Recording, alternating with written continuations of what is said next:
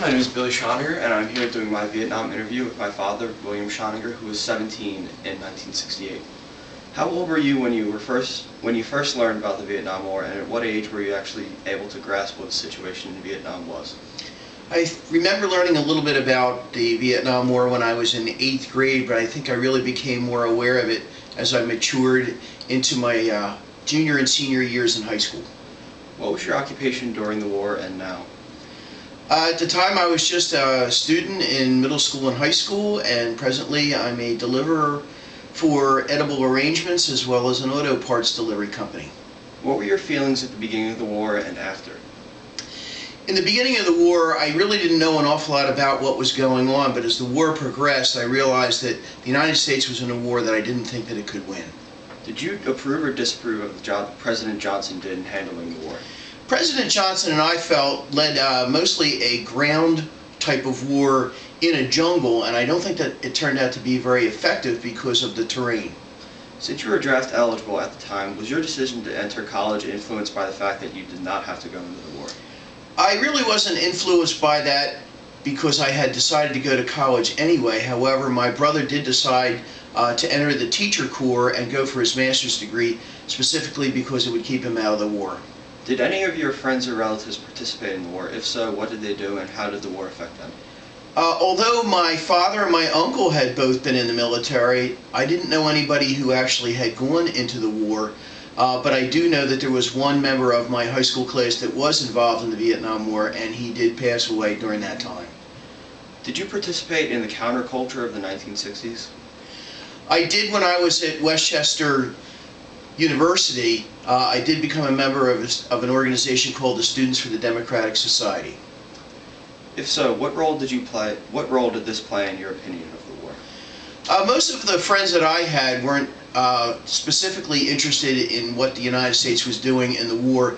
We felt that it was a war because we had seen a lot of things on television, that there wasn't a situation where we could support what they were doing. So I think a lot of my attitudes were changed by what I had seen on television and what the opinions were of my friends. Okay. In school, were you educated about the conflict in Vietnam, or were you left to learn and understand it by yourself? Most of the teachers didn't feel responsible for giving us much information about the culture at the time. They were more interested in delivering facts that we would have to know to go to college. Did you participate in any of the anti-war protests? I did not. Do you feel that the Vietnam War was a good idea in principle, or was an example of American paranoia and desire to police the world to contain communism?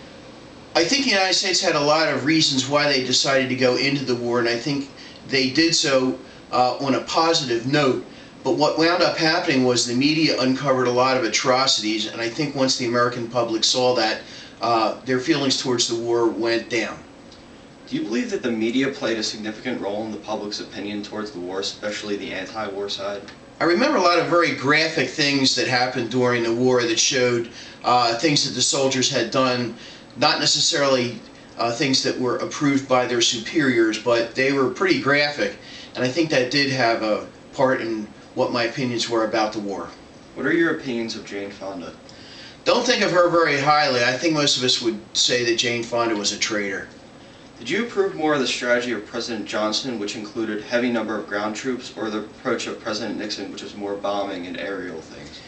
Well, I think that the bombing was probably a better idea in principle, but when you saw the kinds of things that napalm did to human beings, I don't think I approved really of either one. Do you think that the counterculture and music of the 1960s played a role in the eventual American withdrawal from Vietnam?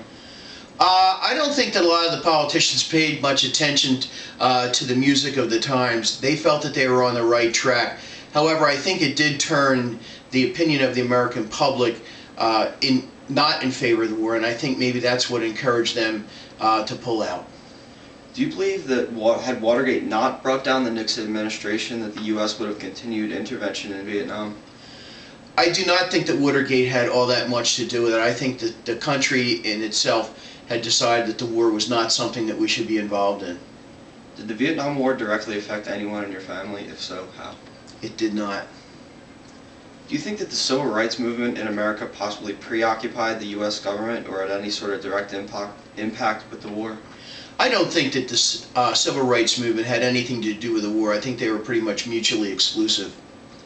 Do you think that President Johnson created the Vietnam War, or do you believe that it was kind of a byproduct and forced of the policies of President Kennedy and Eisenhower before him? I think somewhat of what President Johnson did when he realized when the country is at war, there's a lot of jobs that will be created and a lot of good things would happen for the economy of the United States. That, I think, was a small part of it, but I think he went into the war thinking he was doing something for all the right reasons, and it turned out not to be. Finally, do you think the Vietnam War ended as a loss for the United States or an abandonment and giving up? I think it was a loss for the United States. I think it was a war that couldn't be won, and I think that in general most of the public feels that there was a situation where the United States Army wound up going down in defeat, and there wasn't a lot of positives to be said for it. All right, thank you for your time.